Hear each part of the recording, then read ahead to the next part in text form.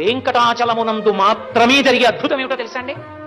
శిశువు నుండి వృద్ధుడి వరకు, స్త్రీ పురుష పండిత పామర కుల మత వర్ణ వివక్ష లేకుండా ఆనంద నిలయంలోకి మీరు ఇలా వెళ్ళి చూడగానే ఒక పెద్ద రాశీభూతమైన విద్యుత్ ఎలా లాగేస్తుందో అలా ఆయన మీ మనసు లాగుతాడు.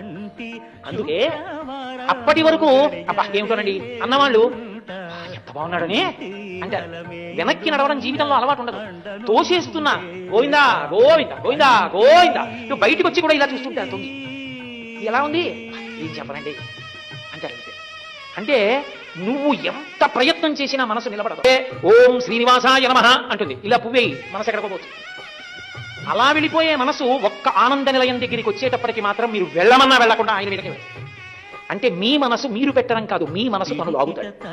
మీరు అలా 2 క్షణాలు చూశారనుకోండి, ఆ 2 క్షణములు మీరు తపస్సు చేసి ఈశ్వర సాక్షాత్కారం పొందారని మీ జీవుడికి